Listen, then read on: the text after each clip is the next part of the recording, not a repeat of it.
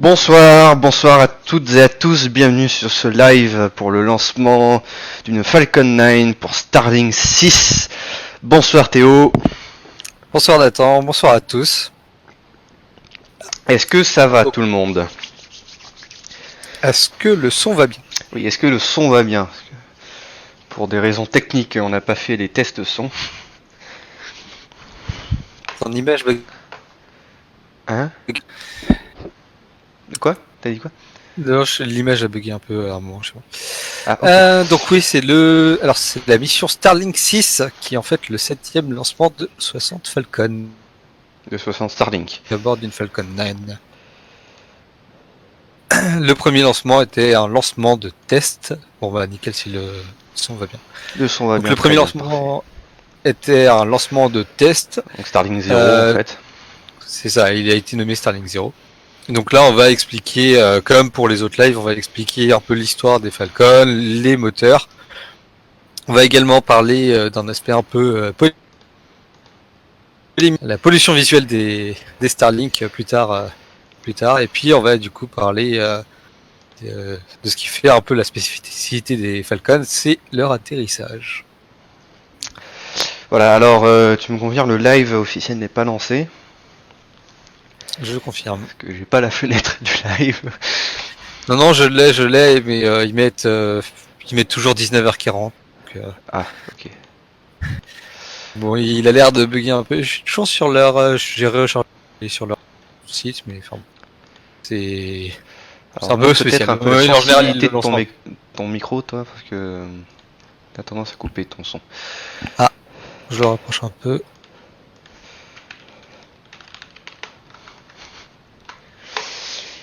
Voilà, alors, donc le lancement normalement est prévu pour 21h30, s'il n'y a pas de problème.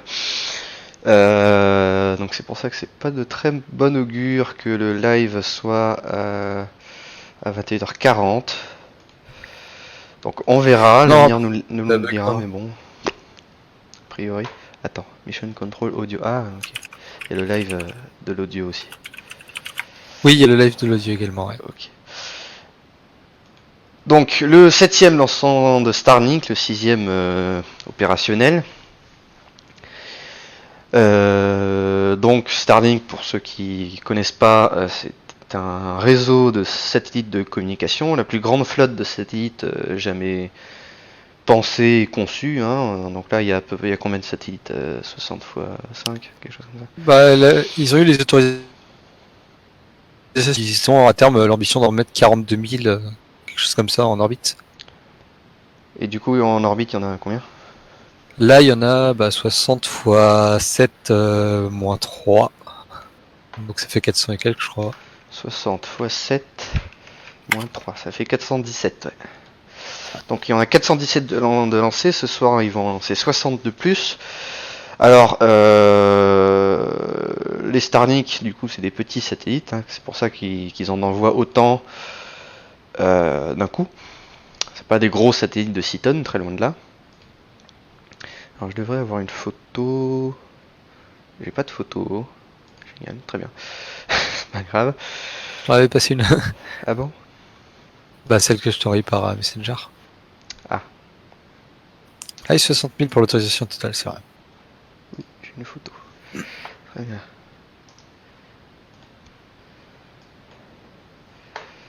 Hop. Alors. Le temps de régler ça. Puis la Falcon. Allons bon, je suis perdu.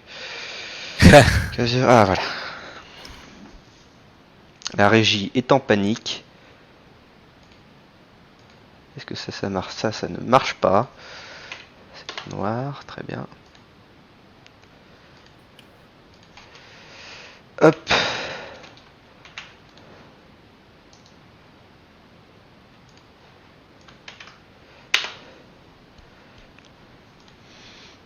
Hop. Zut. Donc, en attendant pour les Falcon, donc la Falcon, c'est la fille de Musk. Il a eu avant la Falcon 9. T'as augmenté ton machin?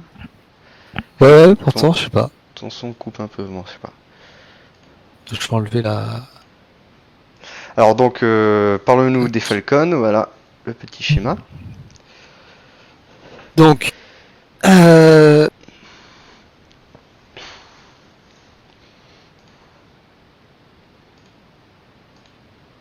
Allô?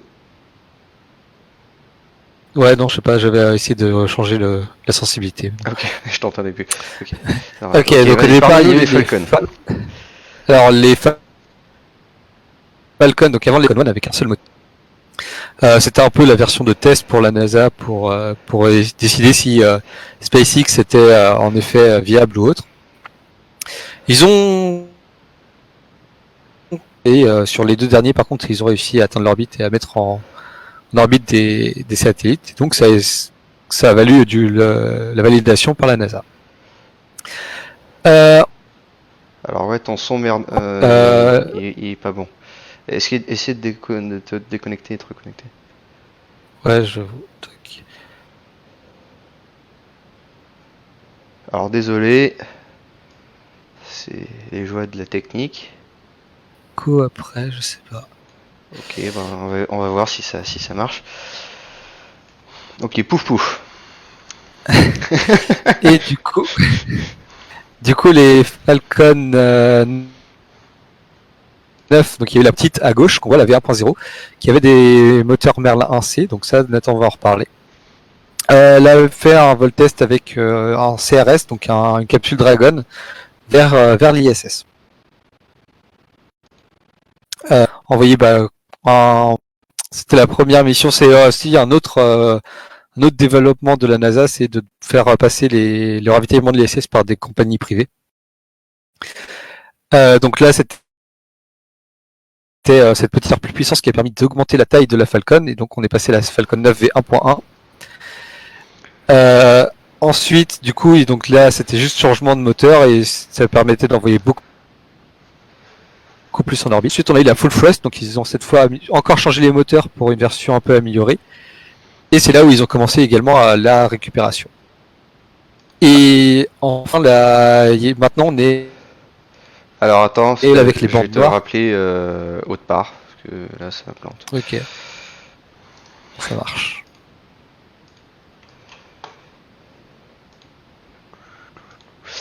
Alors, désolé pour tout ça. C'est indépendant.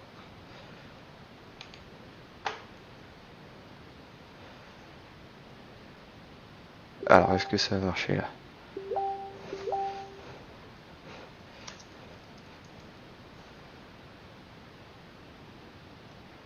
On espère que ça marchera mieux comme ça. Donc là, ils en sont à la Falcon Block 5, donc celle avec. Et donc ils ont amélioré les mécanismes à bord pour que la rendre plus facilement réutilisable. Donc également pour qu'elle résiste mieux à la rentrée atmosphérique. Version. Donc notamment les parties noires qu'on voit en fait, c'est notamment dû à ça, c'est pour mieux résister à la rentrée. Alors attention, quelques jours, je vais essayer une dernière chose. Je vais mettre à jour mon Discord.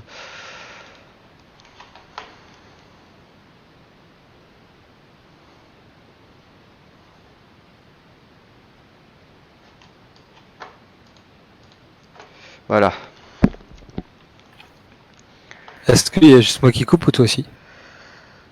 A priori, moi je t'entends couper, ça vient de Discord. Ok. Ah, Sandrine m'entend éclair. Ouais, apparemment. Donc, on va essayer, puis de toute façon c'est pas très.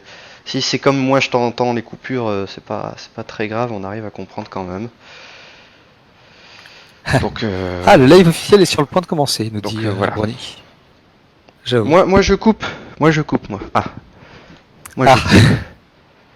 Peut-être que ça va être mieux avec la mise à jour du coup. Peut-être. Ok. Alors Ok. on va laisser comme ça, on va plus rien toucher. Donc voilà, t'en étais où? Le box 5, c'est ça? Ouais. Donc la Block 5, c'est la dernière itération. Il faut savoir que dans le cadre du programme Crew Dragon, donc les Dragon version habitée, la NASA a imposé à SpaceX de figer le design, parce qu'à la base, SpaceX faisait des améliorations un peu incrémentales, c'est-à-dire que chaque booster était un peu différent du précédent.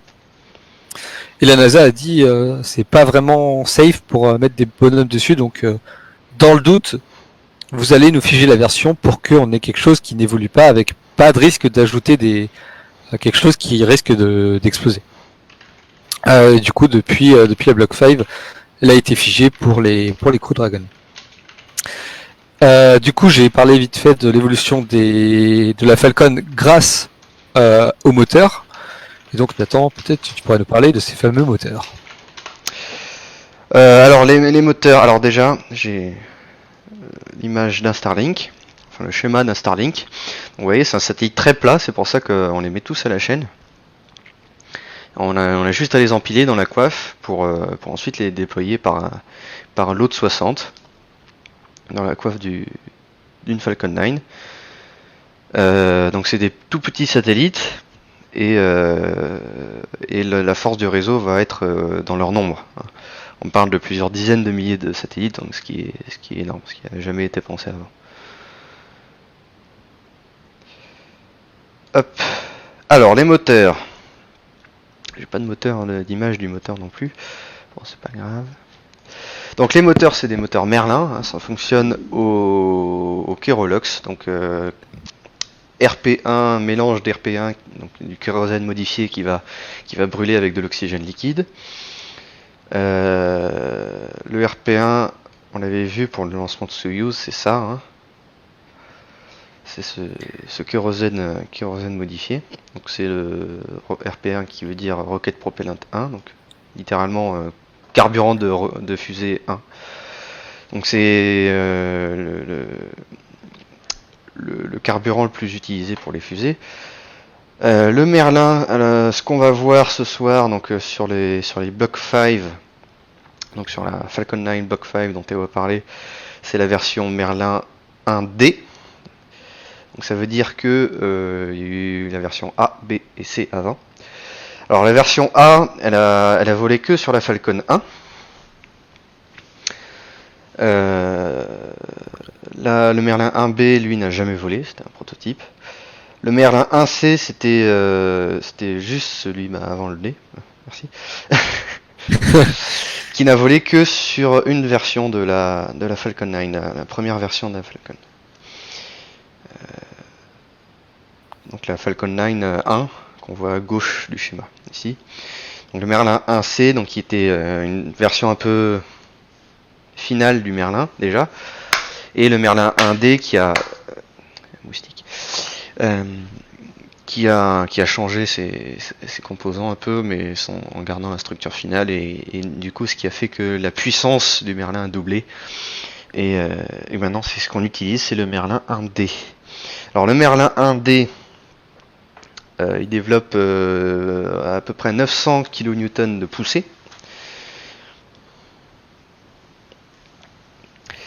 Euh, 900 kN de poussée, donc c'est un moteur assez puissant, surtout pour sa taille, et surtout pour une Falcon 9 qui en a 9 des moteurs comme ça. Alors dans un sens elle en a 10 vu qu'elle en a aussi un au second étage. Oui, techniquement, pour le second étage. Mais le premier étage a 9 moteurs Merlin, donc c'est énorme, il n'y a jamais eu autant de moteurs sur une fusée. Voilà, donc le premier étage qui développe du coup au total 7700 kN de poussée, donc presque 8 méganewtons de poussée. Donc ça fait, c'est la force nécessaire pour soulever 800 tonnes à peu près. Le second étage, on en parle, on va le revoir de toute façon. C'est un moteur Merlin 1D toujours, mais sa tuyère est modifiée. On en a parlé vite fait aussi pendant le live sur Soyuz, sur MS-16. Oui. La tuyère a été modifiée et est beaucoup plus large pour être beaucoup plus optimisée pour le vide, tout simplement. Alors, on est passé sur le stream de SpaceX. Lancement dans 9 minutes. Alors on va peut-être parler un peu de la fusée qui va être utilisée aujourd'hui. Vas-y. Parce que contrairement aux autres, aux fusées, on va dire qu'on a déjà couvert, donc à savoir Soyuz et l'Atlas, bon là il y a le fait que celle-là est réutilisable. Donc ici il y a plusieurs aspects, enfin plusieurs choses sur cette fusée qui sont réutilisables. Tout le premier étage, en fait, donc forcément il est réutilisé. C'est son 4e vol. Son premier vol, c'était sur le vol de démonstration de Crew Dragon numéro 1. Celui où ils sont allés se docker à l'ISS. Donc sans Avec la équipage, petite peluche en terre. Sans équipage, c'est ça. Donc ça, c'était son premier vol à ce booster. Son deuxième vol, il a été utilisé pour un satellite qui s'appelle Radarsat. C'était en janvier. Et son troisième vol, c'était en février sur le vol Starlink 4. Donc c'était le 5e lancement. Il y a la numérotation officielle étant différente. Pour la coiffe, par contre, c'est son deuxième vol. Par contre, je n'ai pas trouvé le vol qu'il avait déjà fait. Alors la coiffe aussi là... est réutilisée, hein, pour préciser. Vous avez une photo des bateaux dans les commentaires du post. Donc oui, dans les commentaires de l'annonce, donc qui est maintenant perdu dans le flot de commentaires, qu'on avait mis, où les bateaux, les Mr. T, Chief, ouais. Donc les deux bateaux, en fait, c'est des bateaux avec des énormes filets et qui vont récupérer les deux morceaux de la coiffe. One day I caught a fairing that big. Voilà. Donc oui, ils essaient. Alors, à savoir qu'ils les réutilisent même si elles sont tombées à l'eau et qu'ils les récupèrent très rapidement. Donc là, il y a deux moyens de retour pour une Falcon. Soit elle revient sur la zone d'atterrissage Landing Zone 1, qui est sur Terre. Donc c'est là où est atterri la toute première Falcon à avoir atterri. Soit elle atterrit sur une des deux barges qui se situe, qui donc se met au large. Là on a une vidéo on a le direct d'un des deux bateaux qui récupère la coiffe. Donc vous voyez les bras et le filet qui va réceptionner la demi-coiffe qui va retomber.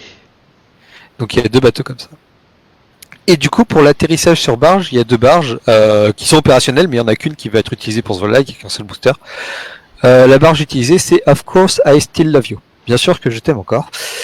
Sachant que la deuxième, c'est Just Read the Instruction. Oui, c'est le nom du bateau. Et la deuxième, c'est Just Read the Instruction. T'as juste à lire les instructions. Et comme Julien en avait parlé une fois, ce sont des références à la culture science-fiction. Donc, en parlant de... Quel est le site de lancement, Cap Canaveral ou Boca Chica? Boca Chica, c'est pas un site de lancement, c'est un site de construction. Ouais, Boca Chica, c'est le site de construction. En l'occurrence, c'est Cap Kennedy, donc en Floride. Sachant que éventuellement l'autre site de lancement des Falcons, c'est Vandenberg Air Force en Californie. En Californie. Alors Boca Chica, c'est un site de construction et pas un site de lancement, donc c'est le site de construction des Starships. C'est pas un site de lancement parce que c'est à côté de la mer, mais il n'y a pas assez de champs dégagés pour lancer. On en a pas mal parlé aussi dans les différents lives, notamment du fait que les Chinois font retomber les fusées sur les habitations. Et que nous, du coup, que ce soit les Français en Guyane ou les Américains en Floride, en Californie, on a tout l'océan et on essaie de lancer à côté de l'océan. Donc Boca Chica, c'est pas très bien. Il y a tout le Golfe, il y a des îles et tout, donc c'est pas très optimisé. Donc encore pour des vols qui reviennent en entier, pourquoi pas, mais pour un vol qui va laisser tomber un étage, c'est pas ouf. Il faut aussi penser au cas où la fusée perd le contrôle, donc il y a ça aussi qui rentre en jeu. Alors là, une petite vidéo de démonstration de Crew Dragon avec des astronautes à bord. Bien sûr, pour être tout à fait clair, c'est pas le lancement d'aujourd'hui. Il n'y a personne à bord aujourd'hui.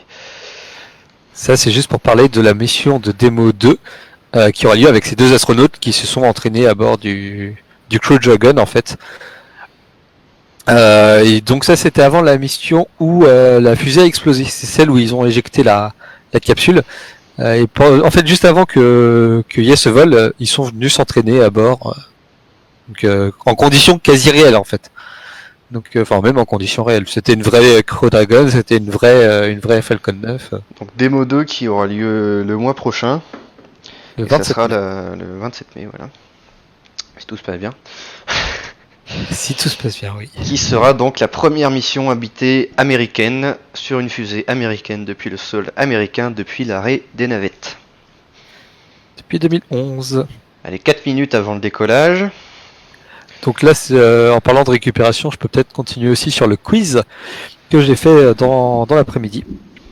Alors le quiz, c'était j'ai mis une photo d'un Soyuz et j'ai mis une photo d'une Falcon 9 comme celle-là, avec une coiffe. Et je demandais quel était le lien entre les deux. Alors si je n'ai pas mis une photo d'une fusée Soyuz, en fait, c'est car c'était vraiment très particulier au vaisseau Soyuz. Il faut savoir que la tour de sauvetage, enfin la coiffe plutôt, qui est de sauvetage de Soyuz comprend la même chose que la Falcon 9 et ça a été introduit en fait sur Soyuz bien avant d'être introduit sur Falcon, c'est les grilles fines. Oui, on a le temps de boire une bière, Sandrine. Donc ce sont les grilles fines, en fait, c'est vrai que beaucoup ont découvert ça avec SpaceX, mais SpaceX n'a absolument rien inventé, c'était utilisé depuis très longtemps chez les Russes pour stabiliser en fait la capsule quand elle est éjectée, donc en cas de lancement qui se passe mal. Ça a d'ailleurs eu lieu il y a quelques années sur MS-10. Et du coup, pour stabiliser, on met ces grilles fines. Donc là, c'est la photo d'un moteur Falcon, Merlin, pardon. D'un Merlin 1D. Donc c'est un moteur à cycle ouvert, contrairement au futur Raptor. Alors oui, une différence entre le 1A et les 1C, 1D, c'est que le 1A, il était refroidi avec un matériau ablatif, c'est-à-dire que le matériau qui était sur la tuyère, il se décomposait au fil du temps. Et sur les nouveaux moteurs, en fait, il y a plein de tuyaux, un peu comme pour les moteurs de la navette, où on fait passer l'oxygène liquide, comme ça rafraîchit le moteur. Et ça le rend aussi plus réutilisable, parce qu'un moteur où la partie intérieure s'enlève au fil du temps, bah c'est pas très réutilisable. Non, désolé Dizzy, on va pas pouvoir leur demander de décaler le décollage. On voulait, hein, mais... Voilà, donc dans 2 minutes, un peu moins de 2 minutes maintenant, la Falcon 9 va s'élancer avec 60 satellites Starlink à bord. Donc les 9 moteurs Merlin 1D vont s'allumer avec un petit peu de bord, comme on avait parlé pour le lancement d'Atlas 5, petit peu de bord, donc il va brûler du amicalement, hein. Du TEB, du tétra éthylborane, voilà. Du tétraéthylborane, donc qui est un carburant hypergolique, c'est-à-dire qu'il brûle un peu tout seul, il n'y a pas besoin vraiment d'allumer.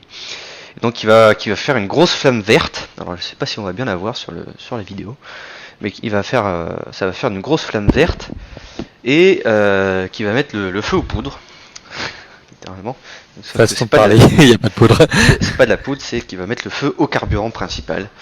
Et donc la petite flamme verte qui va faire l'étincelle pour déclencher l'allumage des moteurs, des 9 moteurs Merlin 1D, qui va libérer du coup 7686 kN de poussée pendant 162 secondes. Alors Raptor, c'est le successeur du moteur Merlin, et Starship, c'est le successeur de la Falcon. Bon, enfin successeur, ils vont garder la Falcon quand même. Mais Raptor, oui, c'est le moteur Raptor donc qui va équiper le Starship. Alors la différence, c'est qu'il va être plus puissant et il va fonctionner au méthane, contrairement... Plus performant également, ouais. Et plus... Enfin, contrairement au Merlin qui fonctionne au kérosène. Ok, bon bah on va peut-être se taire pour le décollage. Je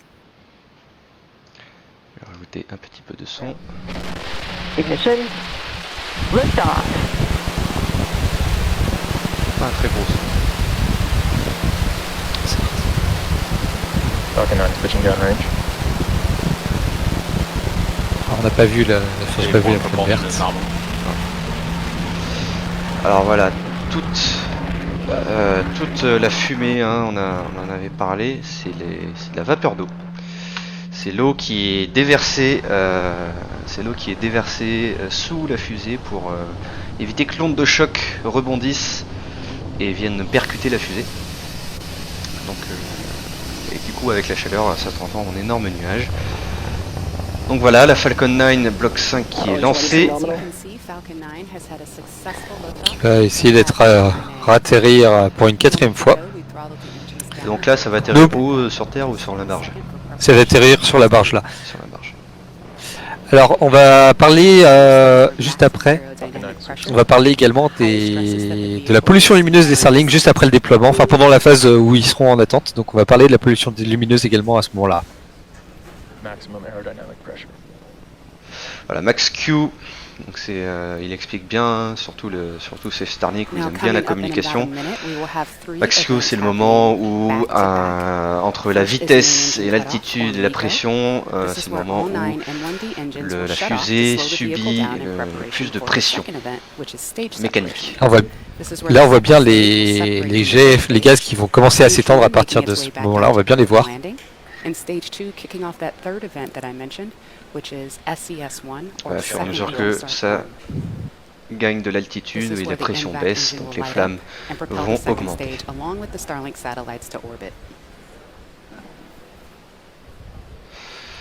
Encore quelques secondes avant. Donc là, comme elle atterrit en mer, le booster va prendre son temps pour faire demi-tour. Quand il atterrit sur Terre, il fait demi-tour très rapidement et il fait ce qu'on appelle un boost back burn pour annuler la vitesse horizontale qu'il a vers la mer et la ramener vers la Terre. Quand il y a la barge, en fait, ils ne le font pas, ils laissent la barge plus loin en fait et ils se permettent d'attendre. Que la fusée ouais, voilà, que la fusée retombe. Donc en grosso modo, le demi-tour sera très lent et c'est tout à fait normal. Toute la flamme qui devient transparente. Voilà, et arrêt du moteur. Et on va à la séparation. Successful MECO. Successful stage step. And it appears we have reignited or ignited that second stage engine for SES-1. Alors à gauche, c'est la vue du premier étage qui voit le second étage s'éloigner, bon plus maintenant. Et à droite, la vue du moteur, donc moteur Merlin 1D toujours, mais avec une tuyère beaucoup plus grande. Voilà, on voit les grids fines, les petites ailettes, je sais pas comment on appelle ça. Les petites ailettes qui se déploient. Donc les fameuses grids fines dont je parlais tout à l'heure. Pourquoi on voit 3 boosters sur certains lanceurs et un seul ici? Parce que la Falcon a été la coiffe vient d'être séparée. Donc on a vu rapidement la cargaison, hein, on a vu cet étalage des 60 Starlink. Donc tous mis en rond d'oignon.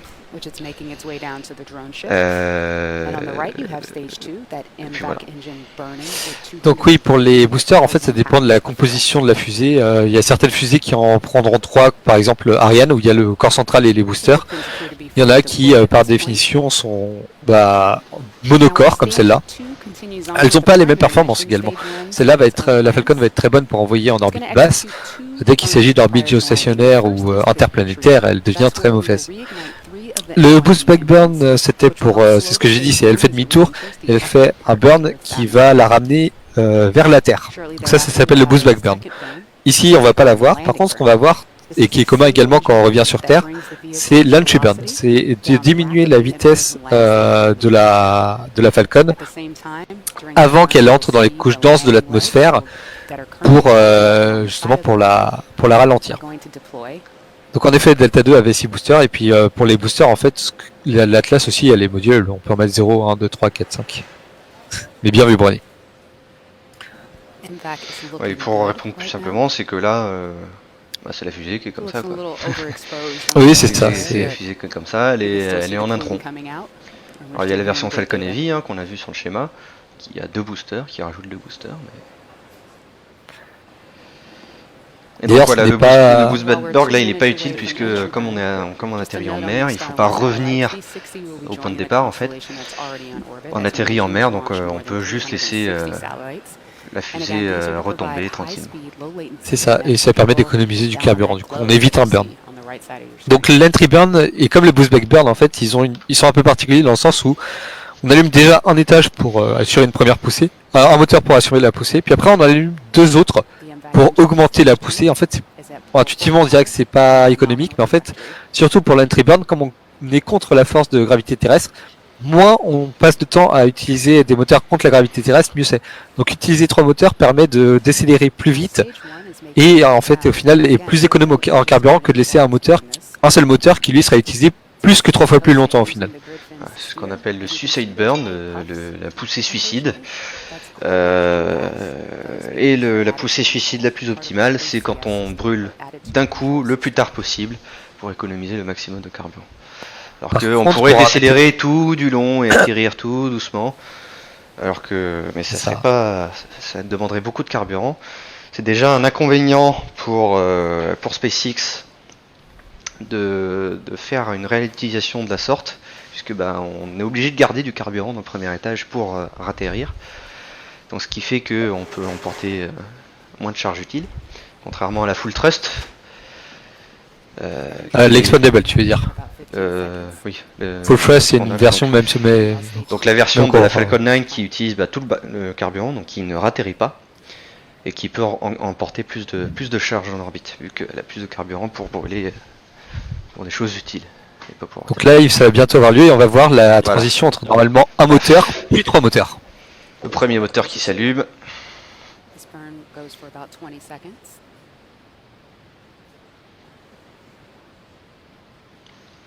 Four engines burning at once right Stage now. 2 continues to follow a nominal trajectory. Stage 1, entry burn shutdown. D'ailleurs, on voit très bien les moteurs latéraux qui s'allument, les petites flammes blanches. Donc les propulseurs RCS pour guider un petit peu l'orientation de la fusée. Ouais, des propulseurs à gaz froid. Et du coup, là, par contre, l'atterrissage final, lui, c'est comme on a besoin de précision en fait, il s'effectue avec un seul moteur. Et il faut savoir un truc un peu particulier avec la Falcon, avec les moteurs en général, c'est qu'on peut pas les descendre en puissance trop bas, sinon en fait le gaz se décolle de la tuyère et du coup il y a des risques de la casser. En fait, il y a des instabilités, il y a des risques de la casser.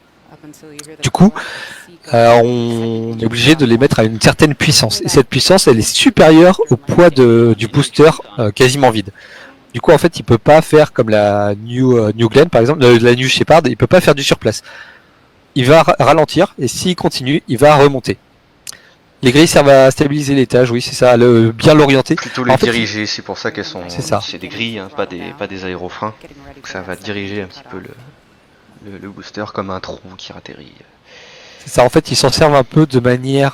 ils arrivent à le contrôler passivement, c'est-à-dire sans moteur. Entering terminal guidance. Et la trajectoire par défaut l'amène à tomber à côté de la barre. Alors on va on va assister à l'atterrissage, je te coupe, si tout se passe oui, bien. en effet.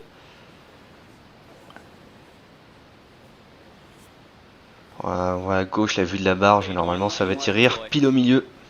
Stage 2 FTS is safe. Ou éventuellement pas pile, mais c'est pas grave. Et ça a l'air d'être bon. J'ai un peu de délai. C'est pixelisé mais c'est bon, nickel, parfait. Et donc un atterrissage réussi.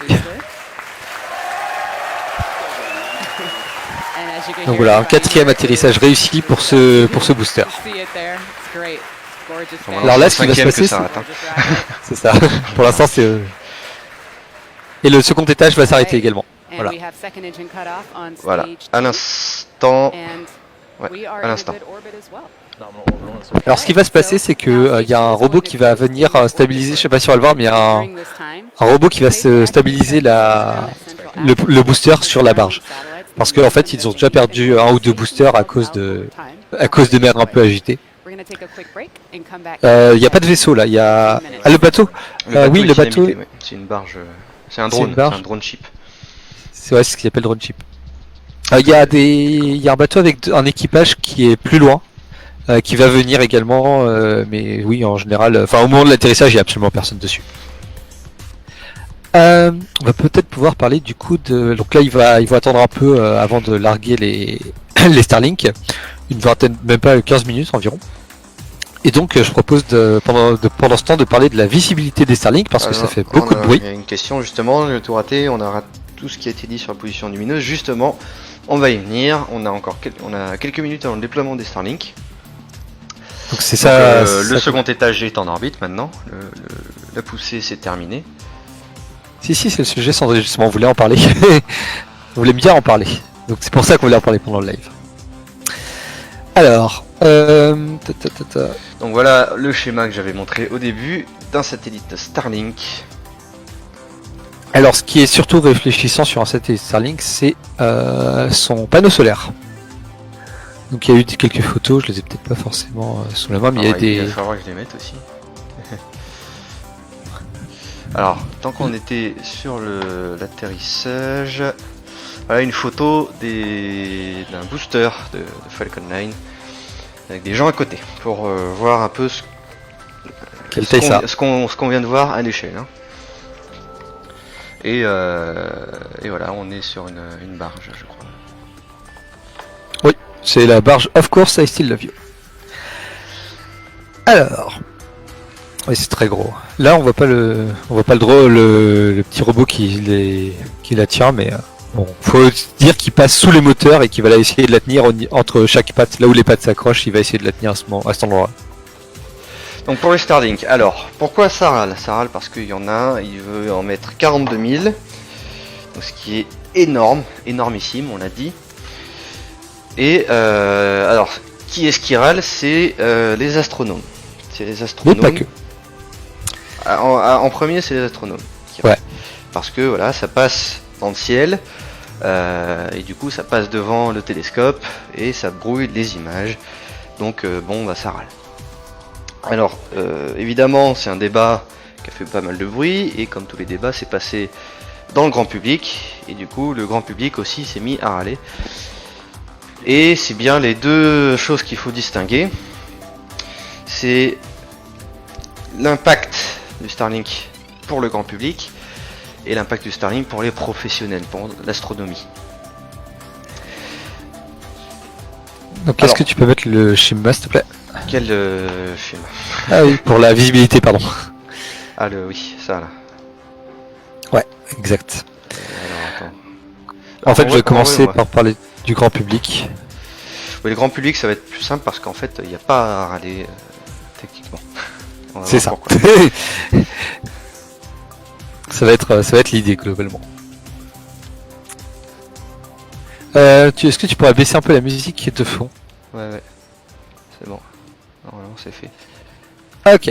Alors, en gros, pour le grand public, il y a plusieurs choses qui font que les Starlink soient visibles ou pas.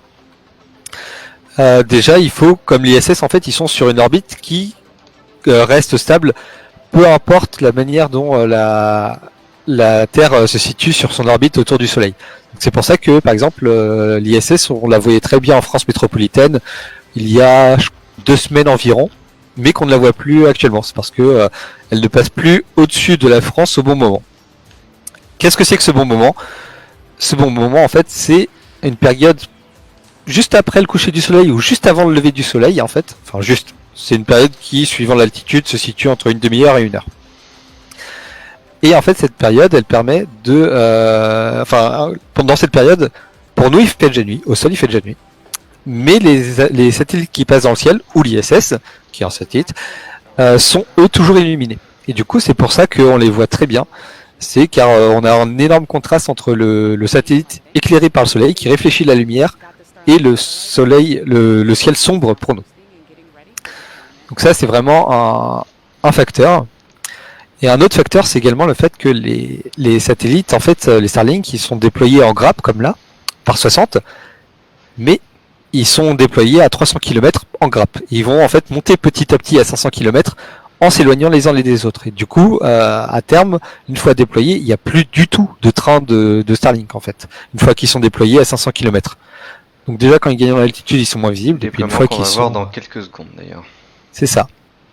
D'ailleurs, c'est un déploiement passif, donc le deuxième étage se met à tourner sur lui-même, en fait. Et donc avec la force centrifuge, les satellites vont se déployer en grappe, touk. On devrait le voir en caméra embarquée, peut-être. Normalement, on le voit en caméra embarquée. Envoie-moi le schéma que tu voulais. Tac.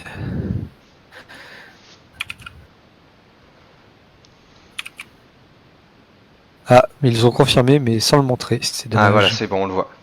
Ah si. Voilà, les satellites, vous voyez, ils sont tous à la chaîne, tous entassés les uns sur les autres. Et ils sont en train de se déployer, tout doucement.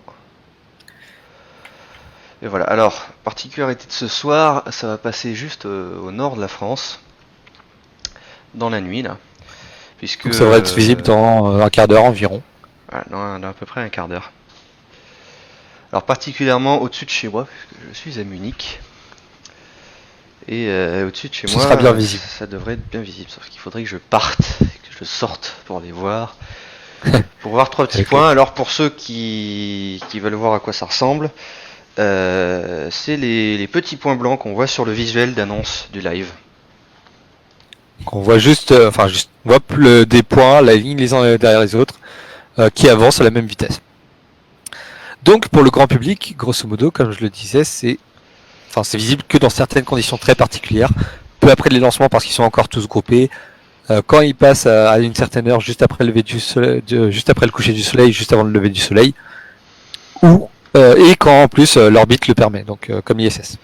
Voilà le petit schéma qu'on disait. Donc en fait c'est un machin très simple à comprendre, c'est que pour le voir il faut que nous on soit dans la nuit, mais il faut que le satellite réfléchisse la lumière du soleil, et donc que le satellite soit dans le jour. Donc ça se passe en fait à l'aube ou après le coucher du Crépuscule. soleil. Au crépuscule.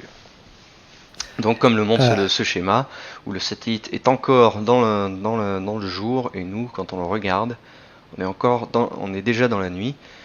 Et donc comme il y en a 60, on appelle ça les trains de Starlink. Donc c'est les petits points blancs qu'on voit sur l'image du visuel, hein, en dessous de Starlink 6. Donc nous ce qu'on voit, voilà, c'est ça. À l'œil nu, c'est ça, c'est le train de points blancs lumineux qui se suivent les uns les autres. Donc à chaque lancement de Starlink, parce qu'ils sont encore assez bas, ou des lancements précédents quand ils sont encore assez bas. À 500 km, même avec le panneau solaire, on ne les voit pas car trop petits. Bah en fait ouais, il faut se dire que la luminosité elle décroît avec le carré de la distance, donc là il est 2 fois plus loin, mais en plus il faut que la lumière déjà elle aille jusqu'à lui qui est plus loin, qu'elle revienne, donc grosso modo c'est moins visible, et en plus comme ils sont dispersés, c'est moins visible.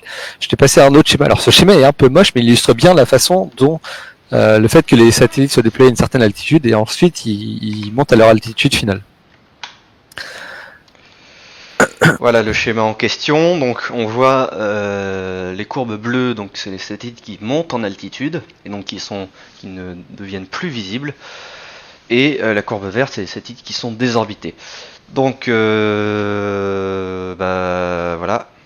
c'est tout pour le grand public, puisque c'est juste des points dans le ciel de temps en temps, si on a de la chance. Donc le grand public n'a pas à râler là-dessus, parce qu'il n'y a aucune raison de râler contre Starlink pour le grand public. Pour les pros. Pour les pros, c'est une autre histoire. Et c'est pour ça que la communauté scientifique est contre Starlink, parce que là, il y a des raisons. Alors justement, on a parlé, j'ai vu un commentaire sur le darkening. Ils ont essayé en effet de rendre leur satellite un peu moins visible. Je t'envoie une photo justement à ce sujet. Ils ont essayé, ça marche un peu, mais c'est quand même, sur les télescopes à plusieurs gigapixels des observatoires, ça reste problématique. Voilà, c'est moins pire, mais ça reste problématique.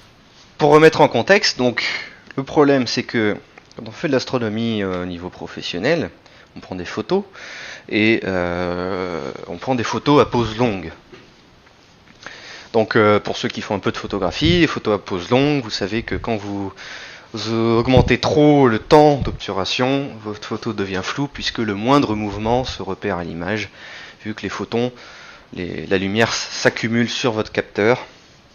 Donc en astronomie, évidemment, on utilise ça pour percevoir les objets faibles, comme les galaxies lointaines, etc. Sauf que quand un satellite quelconque passe devant l'image, on voit un trait. Ces traits, on les voit sur ces 3 photos.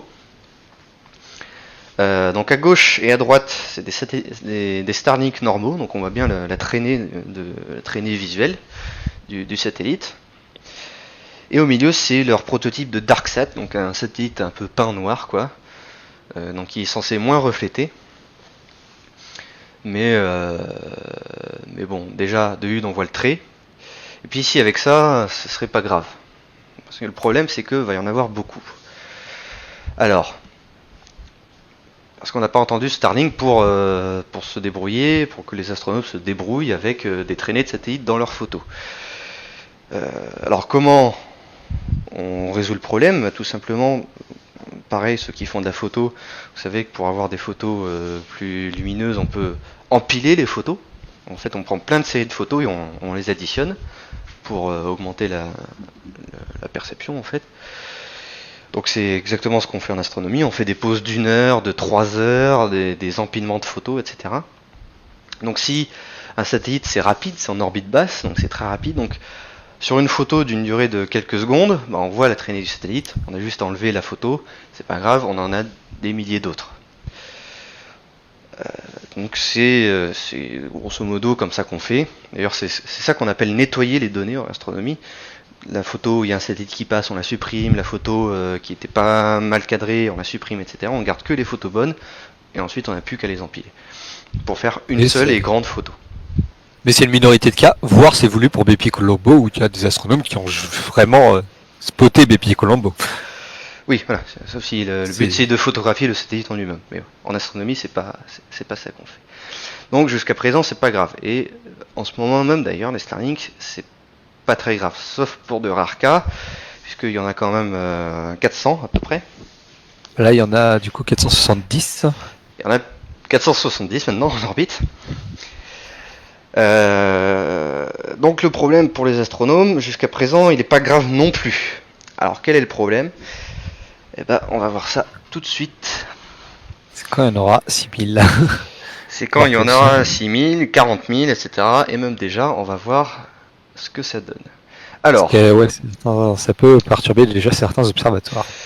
La photo que je vais montrer, c'est une photo qui a été prise après le lancement du premier Starlink.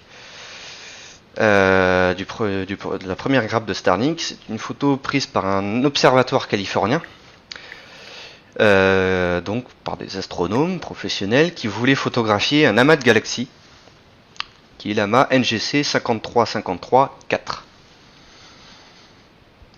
Voici ce qu'ils ont observé.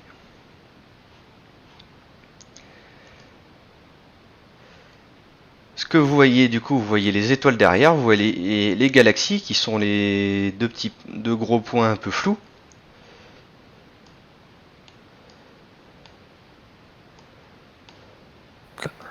Donc c'est une zone du ciel où il y a deux galaxies, NGC 5353 et NGC 5354.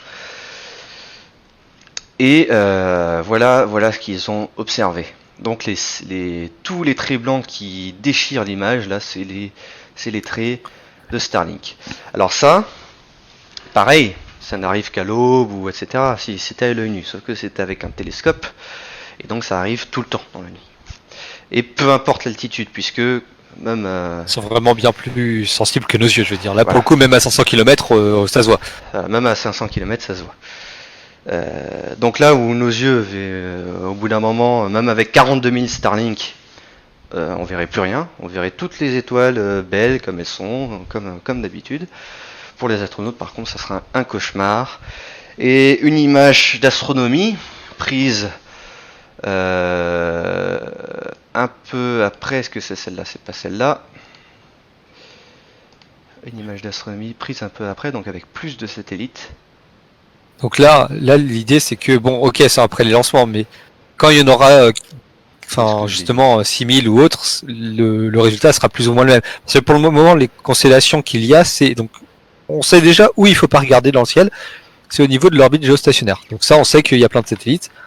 Donc ça en général, mais ça va, c'est juste sur un seul anneau. Donc ça, on sait où ne pas regarder.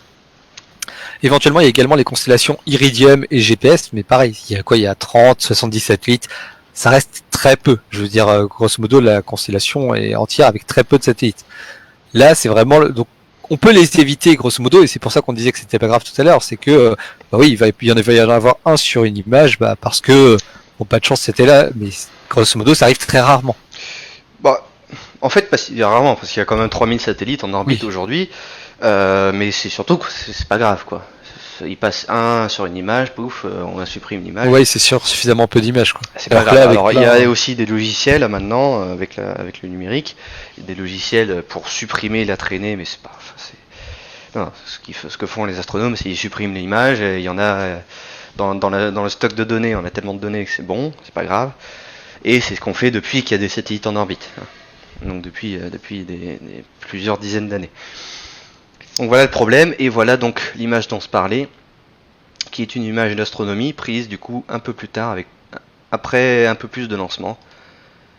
Voilà le résultat. Alors c'est une image qui est observée, je sais pas, parce qu'on voit plus rien. Donc on voit toutes les traînées, hein. on voit aussi les paquets de traînées. Hein. Il y en a une grosse qui part en diagonale, il y en a un peu plus qui sont un peu plus larges. On voit les différents paquets de traînées. Et donc c'est les différentes grappes de Starlink qui passent. Alors, Sandrine, il n'y a plus d'anciens Iridium qui nous faisaient les flashs. D'ailleurs, c'était très apprécié à l'époque, hein, même par les événements amateurs. Astronomiques. Hein. Le flash Iridium, c'était quelque chose. Ouais. Et ils ont désorbité le dernier, je crois, en début d'année. Et maintenant, en fait, ils ont remplacé les satellites Iridium par des nouveaux. Donc, il y a toujours des satellites Iridium. On les voit plus, nous, en tant que grand public, mais ils sont toujours... des Iridium 2. Donc, il n'y a plus ce grand panneau réfléchissant qu'ils avaient. Ils ont changé de matériau. Donc il y a toujours des Iridium, mais des Iridium nouvelle génération, et du coup, on l'a pas. Donc voilà, avec seulement 400 Starlink qui tournent autour de la Terre. Ouais. Donc en effet, c'est ça qui va être problématique pour les professionnels. Mais du coup, voilà, c'est ce qu'on vraiment comptait mettre en avant, c'est que pour les professionnels, c'est un énorme problème. Et là, en fait, voilà, ils sont groupés, et ce sera moins groupé, mais ça quadrillera toujours le ciel, même après, quoi, pour les pros. Donc voilà le problème de Starlink. Donc c'est pour ça que la communauté scientifique est contre Starlink. Alors on en a parlé du DarkSat, hein, donc oui, ça, même si ça apparaissait plus blanc, quand le satellite il passe dans le champ, bah, il passe devant l'objet qu'on veut. Bon, c'est pas non plus une solution.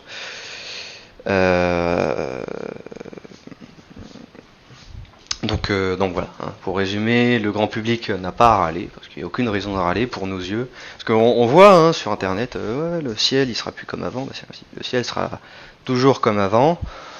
Le ciel, comparé au 19e siècle, la seule différence avec le ciel, c'est qu'on voit l'ISS de temps en temps. Un petit point blanc qui traverse le ciel dans 5 minutes. Donc le ciel, il sera toujours comme avant. Même si avec 42 000 satellites, il sera toujours comme avant pour nous. Le problème, c'est pour les professionnels, pour les télescopes.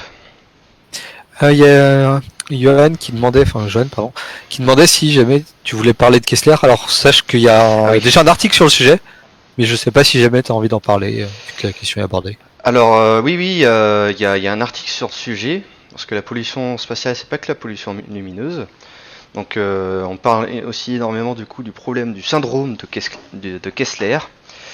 Alors ceux qui veulent lire cet article, vous allez sur la charte du groupe, vous allez dans les commentaires de la charte du groupe, il y a Théo qui a fait toute la liste des ressources qu'on a mis en ligne. Et dans la liste, vous avez l'article sur les débris spatiaux, donc sur le syndrome de Kessler. Donc le syndrome de Kessler, pour en parler rapidement, c'est le syndrome qu'a imaginé Kessler, du nom du mec qui était ingénieur chez la NASA, et qui a imaginé au bout d'un moment quand le ciel sera trop rempli de satellites, ça augmentera les risques de collision de manière terrible. Et donc c'est un problème qu'il faut anticiper. Donc il a anticipé ce problème dans les années 70, et depuis les années 70, on anticipe le problème. Donc il n'y a aucune urgence aujourd'hui. Le syndrome de Kessler, on n'est pas dedans. Hein. Il y a eu 5 collisions dans les 20 dernières années avec des débris spatiaux, et il y a eu une seule collision dans toute l'histoire de l'exploration spatiale entre 2 satellites opérationnels, entre un satellite américain et russe. Donc le risque de collision en orbite, aujourd'hui, même avec 3000 satellites actifs ou non, il est très faible. Donc c'est un problème. On est dans l'anticipation, on n'est pas dans l'urgence aujourd'hui. Et c'est pour ça que l'ESA, la NASA, les agences spatiales planchent sur des projets de récupération de débris, etc. Donc le syndrome de Kessler, c'est ça. C'est qu'est-ce qu'on fera quand l'orbite terrestre sera devenue trop polluée, qu'il y aura trop de satellites et ça risquera des collisions. Et donc cet article est disponible là où je vous ai dit, donc dans les commentaires de la charte. On peut causer du raid de Kessel. On peut parler de du problème ultraviolet, de catastrophe ultraviolette. Et du coup, par rapport à Starlink, forcément avec 42 000 satellites Starlink, s'il a les autorisations, pour l'instant il y en a 6 000 qui sont autorisés, c'est ça? C'est ça. Donc 6 000, c'est 2 fois plus que ce qu'il y a maintenant en tout, nos satellites, hein. Donc ça va être énorme. Même avec 6 000, ça sera assez faible, le risque de collision. Surtout que n'importe quel satellite en orbite, enfin sauf les très très vieux, mais il y en a plus beaucoup, les très très vieux. Le plus vieux étant Vanguard 1, pour ceux qui ont suivi la série sur l'exploration spatiale. Petit placement de produit. Tous les satellites ont des propulseurs. Surtout maintenant, ils ont tous au moins des propulseurs ioniques, donc des moteurs, des propulseurs qui durent très très longtemps. Donc, et donc ils peuvent tous bouger, les satellites. Tous ceux qui sont en orbite peuvent bouger. Starlink, même avec 42 000 satellites, ça ne sera pas un problème pour les risques de collision, parce que les Starlink, on sait où ils sont. C'est des satellites opérationnels, on sait où ils sont. Le problème de collision, c'est les débris. Parce que on les cartographie, on sait les plus gros débris, on sait où ils sont, on les repère. Les moyens débris, on en connaît la plupart. Les petits débris, on en connaît pas mal. Hein. Il y en a quelques milliers qu'on est en train de tracer pour savoir où ils sont en temps réel. Et si on mesure, tiens, il va rentrer en collision avec tel satellite, on appelle l'opérateur du satellite, hop, il y a un débris qui va te toucher, dévie un peu de ton satellite et fait un écart, hein, juste pour l'éviter, hop, tu te remets à ta place après. Donc le problème, c'est les petits débris en fait. C'est les petits débris parce qu'on peut pas tous les traquer. Mais les Starlink, c'est pas un problème parce qu'on sait où ils sont. Sachant que pour les Starlink, on l'a déjà vu avec certains qui sont actuellement défectueux, en fait ils sont lancés sur une orbite relativement basse. Et finalement, quand ils sont défectueux, au final ils n'arrivent pas à monter leur orbite, et en étant à 350 km, il y en a qui retombent en fait. Également pour les satellites du lancement Starlink 0, donc le tout premier où ils n'étaient pas opérationnels, on a observé déjà qu'ils commençaient à baisser leur altitude. Ils ont des propulseurs, donc c'est des propulseurs à FAL, t'en as également parlé. Oui, pour le live Atlas, EHF6. Ils ont des propulseurs dont ils se servent pour descendre et brûler dans l'atmosphère. Donc c'est d'ailleurs, à propos de Kessler, la plupart des satellites qu'on envoie, même tous en fait, ils ont cet impératif d'avoir des moteurs pour être désorbités en fin de vie. Alors pas forcément, hein, c'est pas tout à fait exact. Ils ont tous des moteurs pour pouvoir être déviés en cas de collision. Et même je sais même pas si c'est obligatoire. Hein. Si tu veux lancer un satellite à Sputnik sans moteur, je crois que tu peux encore. Ce que font les agences spatiales, c'est que chaque satellite, en fin de vie, on essaie de les désorbiter quand même, une fois qu'ils sont plus utilisés, ou quand on peut vraiment pas, on les met sur une orbite basse.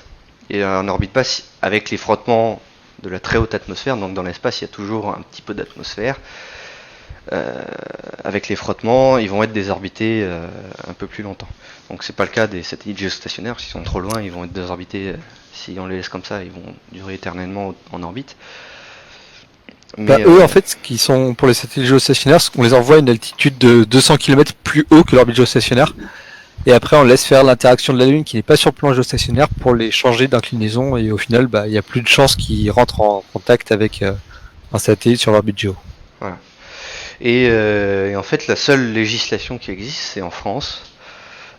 Tous les satellites qui sont lancés depuis le sol français, donc depuis la Guyane, tous les satellites, que ce soit des satellites français, européens, par Arianespace, par l'ESA, ou des satellites russes, les Soyouz sont lancés aussi depuis la Guyane.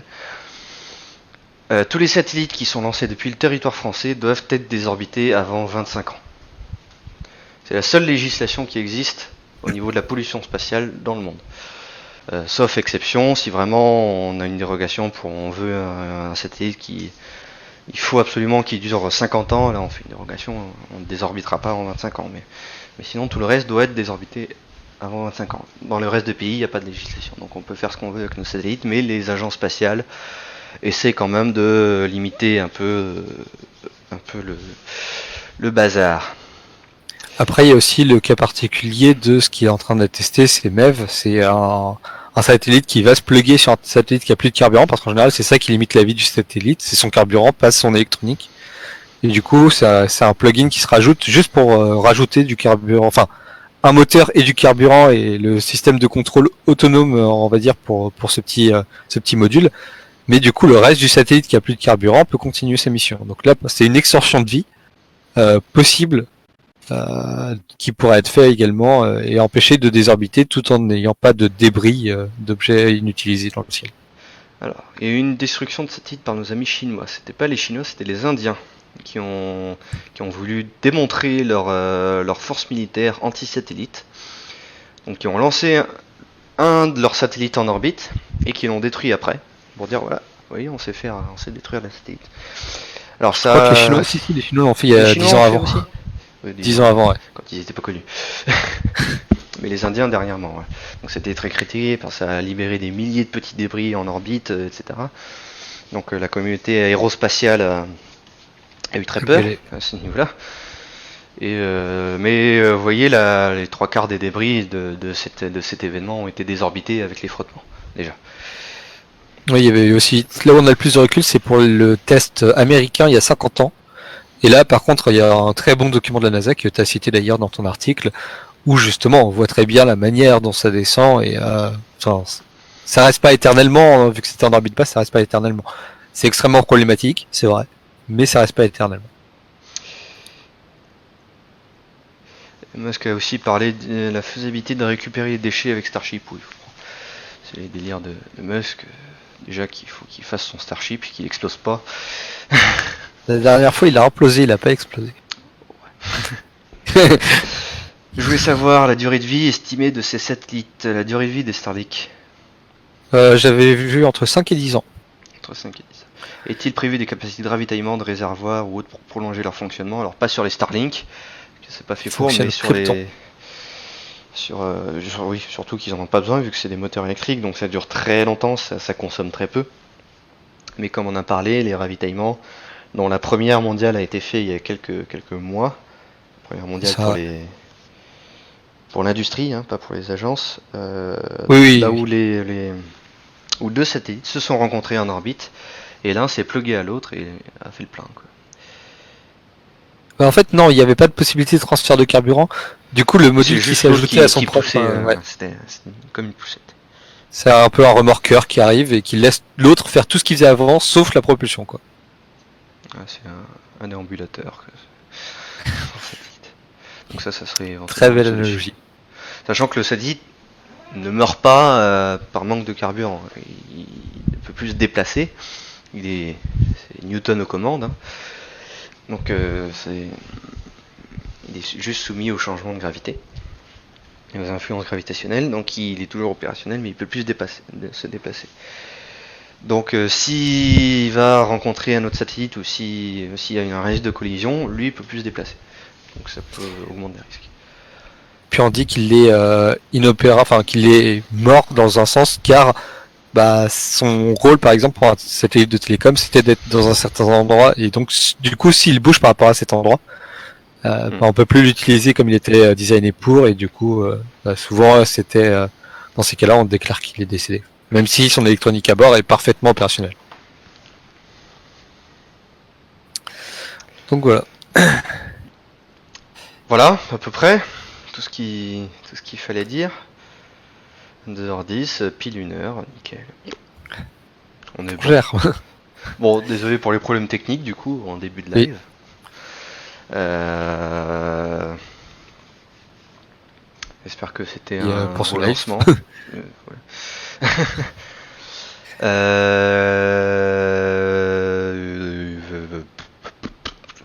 Qu'est-ce qu'on aurait d'autre à dire?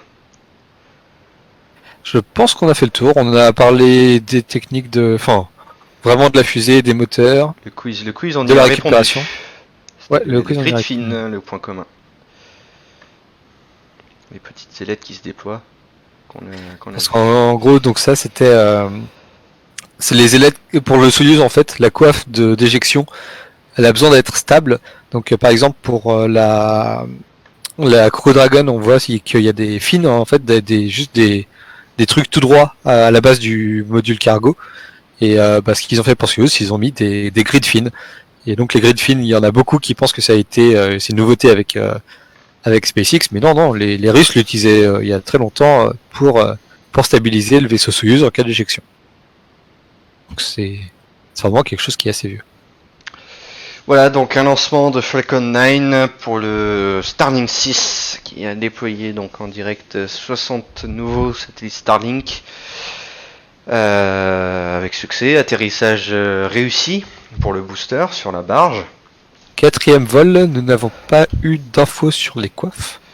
Ah oui, les coiffes, oui, tiens. On n'en a pas eu d'infos, je vais regarder vite fait sur Twitter parce que souvent ils communiquent dessus sur Twitter. Oui, les coiffes qui ont dû être récupérées, si tout se passait bien, par les 2 bateaux et les 2 gros filets qu'on a vus au début. Alors ils en ont pas du tout parlé sur. Ils en ont pas du tout parlé. Ah, bah, s'ils en ont pas Donc parlé, je c'est que ça pense peut être que échoué. c'est tombé à l'eau. Ouais, littéralement. Littéralement. Donc bah voilà. Bon. De toute façon, c'est quelque chose d'assez nouveau de récupérer les coiffes. Et puis surtout, ce système de récupérer avec des grands filets en mode, c'est un peu aléatoire. Tata, sinon, le